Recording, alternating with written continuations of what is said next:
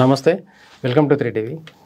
Sir, అయితే ఈ మధ్య రేవంత్ రెడ్డి గారు ఒక స్ట్రాంగ్ కామెంట్ ఒకటి చేశారు. అంటే బ్రిటిషర్ల కంటే బీజేపీ వాళ్ళు చాలా డేంజర్ అని చెప్పేసి ఆయన ఓ మాట అన్నారు. దాంతోపాటు మొన్న జరిగిన ఏఐసీసీ మీటింగ్లో కూడా పటేల్ మావాడు, అంబేద్కర్ మావాడని కొన్ని కామెంట్లు చేశారు. అందులో రాహుల్ గాంధీ కూడా ఇండియాకి రోల్ మోడల్ అంటే ఒక తెలంగాణ అని చెప్పుకుంటూ వచ్చారు. సో వీళ్ళు వైఖరి ఏంటి సార్? అసలు దీని వెనకాల వీళ్ళు అంటే ఏం ఆలోచిస్తున్నారు? కాంగ్రెస్ పార్టీ రాజకీయంగా చాలా తీవ్రమైనటువంటి ఇబ్బందిలోనే ఉంది. ఎందుకంటే భారతీయ జనతా పార్టీని ఏ రకంగానూ ధీటుగా ఎదుర్కొనేటటువంటి వాతావరణం కనిపించట్లేదు. ముఖ్యంగా 3 రాష్ట్రాల్లో మాత్రమే, హిమాచల్ ప్రదేశ్ చిన్న రాష్ట్రం, తెలంగాణ, కర్ణాటక, ఈ 2 రాష్ట్రాల్లోనే అధికారంలో ఉంది. కర్ణాటకలో వాళ్ళు కొట్టుకోవడం, డిప్యూటీ సీఎంల మధ్యలో ఉండేటటువంటి వివాదాలు, అక్కడ భారతీయ జనతా పార్టీ బలంగా ఉండడం, వాళ్ళకి ఇంకా ఏకైక ఆశాకిరణంగా తెలంగాణ కనిపిస్తుంది. అంటే కొంచెం పెద్ద రాష్ట్రాల్లో, ఈ 3 రాష్ట్రాల్లో పోల్చి చూస్తే అదొకటి.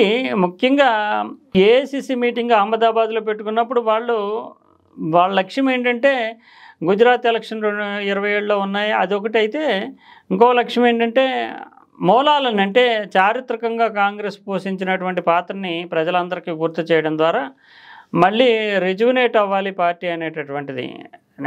అది ఆ పార్టీ నాయకత్వము లేదంటే కేడరు కింద వాళ్ళు అంతా సమర్థంగా అర్థం చేసుకున్నారా లేదా అనేది ఇంకా అనుమానమే. ఎందుకంటే 78 ఏళ్ళు అవుతుంది మనకి స్వాతంత్రం వచ్చి. రాహుల్ గాంధీ ప్రసంగాన్ని ఉదాహరణకు తీసుకుందాము.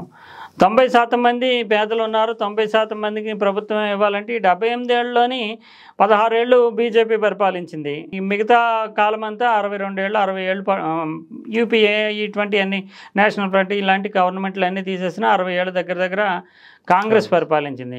ఇంకా దేశంలో 90% పేదలు ఉన్నారు అంటే అసలు మరి మీరు ఏం సాధించారు? పైగా అంచనాల్లోనే తప్పులు ఉంటున్నాయి. కాంగ్రెస్కు ఉండేటువంటి ప్రాబ్లం ఏంటంటే, జాతీయవాదం, దేశభక్తి, హిందుత్వ అనేటటువంటి దాంట్లోకి మూడిట్లకి కూడా తామే ట్రేడ్ మార్క్ అని బీజేపీ క్లెయిమ్ చేసుకుంటుంది. దాన్ని కౌంటర్ చేయలేకపోతున్నారు. మతపరమైనటువంటి విషయాల్లో ఇంకా సందిగ్ధత, ఎటు వెళ్ళాలి అనే దాని మీద కూడా క్లారిటీ లేదు, ఏది చెప్పాలి అనే దాని మీద క్లారిటీ లేదు. ఇంకా గతాన్ని, అంటే నెహ్రూ, పటేల్ వాళ్ళ కాలం నాటి చరిత్రనే తలుచుకుంటూ ఆ పునాదుల మీదే పార్టీ ముందుకు నడుస్తుంది అంటే కుదరదు. ఇప్పుడు భారతదేశం అనేటటువంటిది ఇప్పుడు చూసాం, మన వాళ్ళంతా అమెరికా వెళ్తున్నారు, కెనడా వెళ్తున్నారు, ఆస్ట్రేలియా వెళ్తున్నారు, జర్మనీ వెళ్తున్నారు. అంబిషియస్ అయిపోయింది.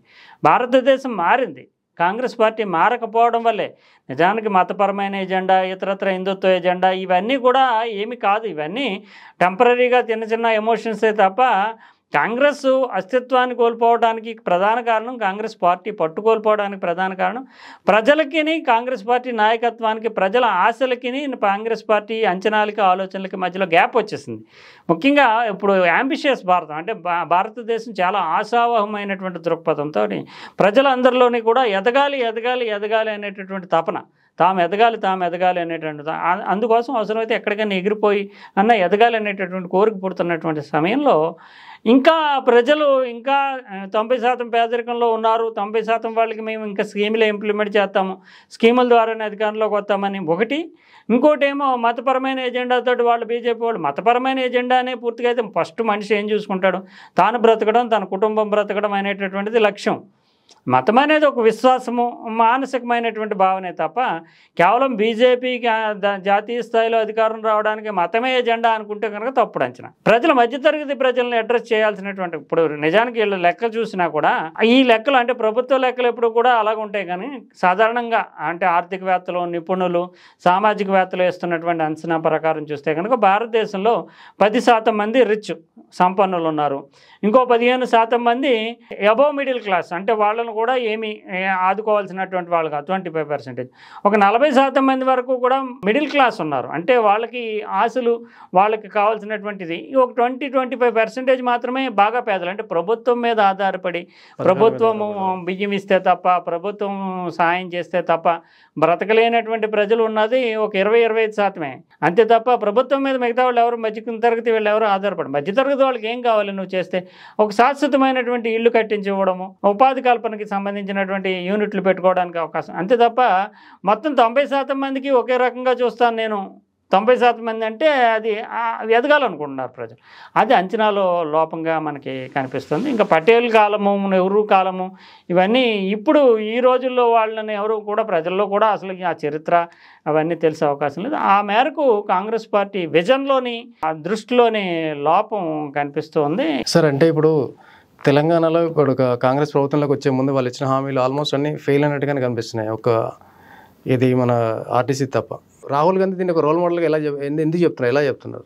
అతనికి మెయిన్ ఏం కనిపిస్తుందంటే ఇక్కడ నుంచి రిపోర్ట్స్ అనే కాకుండా కంపారిటివ్లీ అంటే ఇక్కడ బీసీ కులగణన అంటే రెండే నమ్ముకుంటున్నారు వాళ్ళు. ఒకటి బీజేపీ మీద వ్యతిరేకంగా ప్రచారం చేయడానికి మతం బీజేపీకి ఎజెండా అయిపోయింది అనేటటువంటిది వ్యతిరేకంగా ప్రచారం చేయండి. తమకు అనుకూలంగా మలుచుకోవడానికి గాను కులం అనేటటువంటి దాన్ని తీసుకున్నారు. కులగణన అనేది చేయడం ద్వారానే సామాజికమైనటువంటి మార్పులు వచ్చేస్తాయి, సామాజికంగా వచ్చేస్తుంది అనేటటువంటి ఒక భావనలో ఉంటూ ఇక్కడ తెలంగాణలో కులగణన సక్సెస్ఫుల్గా చేశారు. అందువల్ల ఈ కులగణన ద్వారానే ఏదో ఒక పనిముట్టు అంటే తమ రాజకీయంగా ఎదగడానికి లేదా రాజకీయ అధికారం చేపట్టడానికి ఇతర రాష్ట్రాలకు మోడల్ చూపించాలంటే కులం మతం అనేటటువంటి ఎజెండాను వాళ్ళు ఓన్ చేసేసుకున్నారు. దానికి ఇప్పుడు మనం క్లెయిమ్ చేయలేము, మనకేమి పేటెంట్ రైట్స్ రావు. అందువల్ల ఇంకా జనాల్లో విస్తృతంగా అవకాశం ఉండేటటువంటి సబ్జెక్ట్ ఏంటి? కులం. అందువల్ల ఆ కులాన్నన్నా మనం ఓన్ చేసుకోవడం ద్వారా బలపడాలి. దీంట్లో పెద్ద పెద్ద రాకెట్ సైన్స్ ఏం లేదు, రాజకీయంగా అర్థమైపోతుంది. వాళ్ళ మతానికి ప్రజెంట్ చేస్తున్నారు, మెజారిటీ మతాన్ని వాళ్ళు క్లెయిమ్ చేసేసుకుంటున్నారు. దాని వైపు మనం వెళ్ళినా మనకు వర్కౌట్ అవుదాం. ఇంకా మనం క్లెయిమ్ చేసుకోవాల్సింది ఏముందంటే ఇంకా డీప్గా వెళ్ళి ప్రజలందరినీ కూడా వర్గాలుగా మనం చేరువ చేసుకోవాలంటే కులానికి న్యాయం చేస్తాము, కులాల వారీగా రిజర్వేషన్లు పెంచుతాము, కులాల వారీగా రిజర్వేషన్లని ఇప్పుడు వరకు ఉన్నటువంటి పరిధులు ఎత్తేసి మరీ ఇస్తాము, కులాలను సంపూర్ణంగా పటిష్టం చేస్తాము. కులం అనే దానికి సోషల్ స్టేటస్ అనే దాన్ని లింక్ పెడుతూ ఇప్పుడు దాన్ని ఓన్ చేసుకోవడానికి ప్రయత్నం చేస్తున్నారు. దానికి సంబంధించి లెక్కలు మాత్రం తెలంగాణలో చేశారు కనుక దీనిని దేశమంతా చేస్తాము. మీ కులానికి న్యాయం జరుగుతుందంటే ఎవరు కాదంటారు? తమిళనాడులో అయినా, బీహార్లో అయినా, ఉత్తరప్రదేశ్లో అయినా మీ కులానికి న్యాయం చేయాలంటే కాంగ్రెస్ని ఎన్నుకోండి. మీ కులంలో ఉండేటటువంటి సభ్యుల సంఖ్యను బట్టి మీరు వెనకబడి ఉన్నట్టుగా గుర్తించి మీకు రిజర్వేషన్లు పెంచుతాము, రిజర్వేషన్లు ఇస్తాం. అంతే. సో కులం అనేటటువంటిది ఒక ట్రంప్ కార్డుగా తీసుకెళ్లాలనే ఉద్దేశంతో తెలంగాణను మోడల్గా చూపిస్తున్నారు. స్కీమ్స్ ఇవన్నీ కూడా అవి ఇంప్లిమెంట్ సగం ఎవరు కూడా ఇంప్లిమెంట్ చేయలేరు, చేసినా కూడా దానివల్ల ఏం ఓట్లు ఏం పడిపోవు. ఆ పక్కనే ఉన్నటువంటి ఇక్కడ బీఆర్ఎస్ స్కీములు ఇంప్లిమెంట్ చేయలేదు, పెద్ద పెద్ద స్కీములు కొత్తగా కూడా పెట్టారు. రైతు బంధు లాంటి స్కీములు, దళిత బంధు లాంటి స్కీములు ఇక్కడ పెట్టారు. స్కీముల వల్ల ఓట్లు ఏం పడవు. అటు ఆంధ్రప్రదేశ్లో వైఎస్ఆర్సీపీ ఆ మోడీ ఇవన్నీ చాలా చేసింది, అయినా ఏం ఓడిపోలేదా? స్కీముల వల్ల ఏం ఓట్లు రావు, అటు మతం వల్ల ఏమో వాళ్ళకి ఓట్లు వస్తున్నాయి, ఇటు కులం వల్ల మనకు ఓట్లు రావాలి అనే లెక్కలు వేసుకుంటున్నారు. కానీ పూర్తిగా మతం వల్ల ఓట్లు రావు, పూర్తిగా కులం వల్ల ఓట్లు రావు, తప్పుడు అంచనాతో ఉంది. అందువల్ల విజన్ లోపించింది. బ్రిటిషర్ల కంటే బీజేపీ డేంజర్ అని కామెంట్ అసలు ఈ నిజానికి రేవంత్ రెడ్డి చాలా డెప్త్గా ఉన్నట్టుగా అర్థమవుతుంది. కాంగ్రెస్ హైకమాండ్ కంటే కూడా రేవంత్ రెడ్డికి స్టడీ ఎక్కువ ఉంది. ఎందుకంటే అక్కడ 1938లో 1938లో ఇప్పుడు మీటింగ్ జరిగినటువంటి గుజరాత్లోనే సుభాష్ చంద్రబోస్, నేతాజీ సుభాష్ చంద్రబోస్ కాంగ్రెస్ పార్టీ అధ్యక్షుడిగా ఉన్నప్పుడు ఇచ్చిన నినాదం అది. ఇది చాలా స్టడీ చేశాడు. రేవంత్ రెడ్డిని పైపైన చూస్తున్నాం మనం. రేవంత్ రెడ్డి 1938లో సుభాష్ చంద్రబోసు అప్పటి వరకు బ్రిటిష్ వాళ్ళ మీద తీవ్రమైన వ్యతిరేకత, బ్రిటిష్ వాళ్ళని దేశం నుంచి తరిమి కొట్టాలి, బ్రిటిష్ వాళ్ళని బయటికి పంపించేయాలి, మనం స్వాతంత్రం సాధించాలని 1938లో గుజరాత్లోని సుభాష్ చంద్రబోసు కాంగ్రెస్ పార్టీ అధ్యక్షుడిగా ఉన్నప్పుడు ఇచ్చినటువంటి నినాదం అది. దానిని పట్టుకొని ఇప్పుడు అదే ప్లేస్ కనుక రేవంత్ రెడ్డి బ్రిటిషర్లతోటి బీజేపీని పోల్తూ ఆ సుభాష్ చంద్రబోస్ ఇచ్చిన నినాదాన్ని గుర్తు చేస్తూ డైరెక్ట్గా చెప్పకపోయినా బ్రిటిషర్ల కంటే దారుణం బీజేపీ వాళ్ళు, అప్పుడు సుభాష్ చంద్రబోస్ బ్రిటిషర్లను తరిమికొట్టమన్నాడు, ఇప్పుడు బీజేపీని పక్కన పెట్టాలి మనం అంటూ చాలా డెప్త్ అయినటువంటి స్లోగన్ ఇచ్చాడు రేవంత్ రెడ్డి. అది అసలు కాంగ్రెస్ హైకమాండ్ వాళ్ళు కూడా దాని యొక్క డెప్త్ అర్థం చేసుకున్నారో లేదు తెలియదు, కానీ రేవంత్ రెడ్డి ఇచ్చిన నినాదానికి బ్యాక్గ్రౌండ్ ఉంది. 1938లో సుభాష్ చంద్రబోస్ బ్రిటిషర్లను ఉద్దేశించి అదే ప్లేస్లో ఇచ్చినటువంటి నినాదాన్ని రెప్లికేట్ చేస్తూ ఇప్పుడు ఉన్నటువంటి ఇండియాకు వర్తింపజేస్తూ బీజేపీని బ్రిటిషర్లతో పోల్చాడు. అది రేవంత్ చాలా డెప్త్ స్టడీ చేశాడు అనే దానికి ఇది ఒక్కటే ఉదాహరణ. దాన్ని మరి కాంగ్రెస్ హైకమాండ్ ఎంతవరకు నిజానికి అక్కడ మీటింగ్ పెట్టడంలో కూడా వాళ్ళ ఉద్దేశం ఏంటంటే పటేల్ని బీజేపీ ఓన్ చేసేసుకుంది, అందువల్లనే వాళ్ళు పటేల్ స్మారక మందిరం దగ్గరే సిడబ్ల్యూసి మీటింగ్ని పెట్టుకున్నారు, పటేల్ మావోడని చెప్పడానికి. తర్వాత ఏమో గాంధీ గాంధీని కూడా వీళ్ళు అమిత్ షా వీళ్ళంతా చాలా సందర్భాల్లో చెప్తూ ఉంటారు. సో సబర్మతి నది ఒడ్డునే వీళ్ళు ఈ ఏఐసిసి మీటింగ్ పెట్టుకున్నారు. సో గుజరాత్లో ఉండేటటువంటి పెద్ద లీడర్స్ ఎవరైతే ఉన్నారో వాళ్ళందరూ కూడా మాకు ఆదర్శప్రాయం అని చెప్పడానికి కూడా ఒక సింబాలిక్గా ప్రతీకాత్మకంగా అక్కడ పెట్టుకున్నారు. దాన్ని దేశం దృష్టిలోకి ఎంతవరకు తీసుకెళ్లారు అనేది అనుమానాస్పదం. సార్, అయితే ఇప్పుడు బీజేపీ కేవలం మతాన్ని అడ్డం పెట్టే గెలుస్తుంది, రాష్ట్రాల్లో మతాన్ని అడ్డం పెట్టి ఓట్లు తెచ్చుకుంటుందని అంటున్నారు. అంటే కులం మీద పనిచేస్తూ కులాన్ని అడ్డం పెట్టి కూడా కాంగ్రెస్ అంటే ఓట్లు తెచ్చుకునే ఆ ప్రయత్నమే. ఇప్పుడు కులగణన పాసిబిలిటీ ఉంటుంది అంటే అది సాధ్యం కాదు. ఎందుకంటే పబ్లిక్కి ఇప్పుడు భారతదేశంలో అంటే కులపరమైనటువంటిది ప్రాంతీయ పార్టీలకి అడ్వాంటేజెస్గా మారినట్టుగా జాతీయ పార్టీలకి అడ్వాంటేజెస్గా మారదు. ఎందుకంటే కులపరమైనటువంటిది ప్రాంతీయ పార్టీలకి అడ్వాంటేజ్ ఉంటుంది. ఎందుకంటే ఇక్కడ చూస్తే కనుక ఇక్కడ రెడ్డి సామాజిక వర్గం బలంగా ఉంది. రెడ్లు కాంగ్రెస్ వాళ్ళు ప్రాధాన్యత అయితే కాంగ్రెస్కి ఉంటుంది కొంత. అటు మన ఆంధ్ర చూసాము, వైసీపీకి రెడ్డి సామాజిక వర్గం మద్దతుగా ఉంటుంది, అటు టీడీపీకి కమ్మ సామాజిక వర్గం మద్దతుగా ఉంటుంది. ప్రాంతీయ పార్టీలకి ఆ కులపరమైనటువంటి అడ్వాంటేజ్ ఉంటుంది తప్ప జాతీయ పార్టీలకి లాంగ్ విజన్ ఉండాలి. అంతేకాకుండా టికెట్లు ఇచ్చేటప్పుడు కులపరమైనటువంటి సమీకరణలు ఇవన్నీ సహజంగా జరుగుతాయి, ఏ ప్రాంతంలో ఎవరు ఎక్కువగా ఉన్నారు ఏంటి అనేది. కానీ జాతీయ పార్టీలు ఓవరాల్గా మాత్రము కులాల లెక్కలు వేసుకుని ఓట్లు వస్తాయి అనేటటువంటిది చెప్పలేము. ఎజెండా మీద ఆధారపడే నడుస్తూ ఉంటుంది. అందువల్ల కేవలము మతం కూడా పూర్తి స్థాయిలో మతమే ఎజెండా అయ్యి ఓట్లు తెచ్చిపెట్టేటటువంటిది ఏమీ ఉండదు. కానీ ప్రజల్లో ఉండే ఆశలు ఆకాంక్షలు ఉంటాయి, వాటిని తీరుస్తుంది అంటూ దానికి ఒక ఎమోషన్, మతం అనేది కానీ హిందుత్వం అనేది కానీ జాతీయవాదం అనేది కానీ వాటికి ఒక ఎమోషనే తప్ప నిజానికి ఉత్తరప్రదేశ్లో 2-3 సార్లు ఎలక్షన్లో గెలవడం కానీ, బీహార్లో గెలవడం కానీ, బీహార్లో మరి ఏ మతపరమైన ఎజెండా మైనారిటీస్ని బీహార్ ముఖ్యమంత్రి నితీష్ కుమార్ చాలా బాగా చూసుకుంటాడే, అయినా మరి ఎందుకు ఎక్కుతున్నారు? ఉత్తరప్రదేశ్లో ఎందుకు ఎక్కుతున్నారంటే స్కీములు కూడా అక్కడ బాగా వెళ్ళడం అనేది, పబ్లిక్ స్కీమ్స్ కూడా.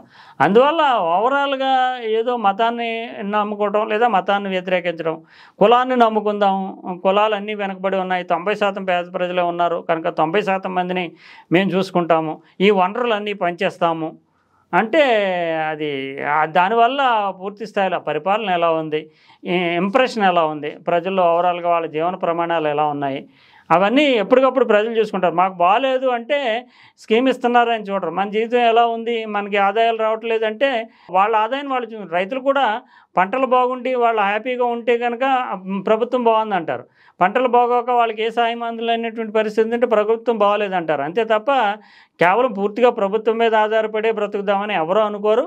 అందువల్ల అంతేకాకుండా మన కులపోడే పరిపాలించి పైన ఉంటే చాలు ఇంక అంతా మనం సరిపోతుందని కూడా అనుకోరు.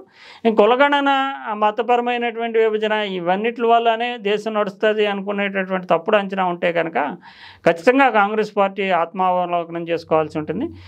అంతేకాకుండా భారతదేశం ఇప్పుడు ఆశలు పెరిగాయి, యువతరం కావచ్చు వీళ్ళంతా ఎదగాలి ఎదగాలి ఎదగాలి. ఆ ఆశల్ని అడ్రస్ చేయకపోతే కనుక కాంగ్రెస్ పార్టీకి భవిష్యత్ అనేది కనిపించదు. దాన్ని ఏఐసిసి ఎంత మేరకు అడ్రస్ చేస్తాం, లేదంటే పాత ఎజెండాలనే పట్టుకుంటూ మేము గొప్పవాళ్ళం, మా పురాతన చరిత్ర గొప్పది, ఆ చరిత్ర ఆధారంగా మమ్మల్ని అంచనా ఏంటంటే ఆ చరిత్ర గురించి పట్టించుకునే రోజులు ఇప్పుడు లేవు. ఈ రోజున నేను ఇలాగా రేపు నేను ఎక్కడ ఉంటాను అనేది ప్రజలు ఆలోచించుకుంటున్నారు. ఆ దిశలో ప్రజల్ని అడ్రస్ చేస్తూ మీ అభివృద్ధికి మీ ప్రగతికి మన దేశం ముందుకు వెళ్ళడానికి కాంగ్రెస్ పార్టీ ఖచ్చితమైనటువంటి ధీమాని భరోసాని ఇవ్వగలుగుతుంది అనే నమ్మకం కలిగించగలిగితే మాత్రమే కాంగ్రెస్కి ఫ్యూచర్ ఉంటుంది తప్ప మీకు స్కీములు ఇస్తాము, మీ కులాలకు న్యాయం చేస్తామంటే అంత ఫ్యూచర్ ఉండేటటువంటి అవకాశం లేదు.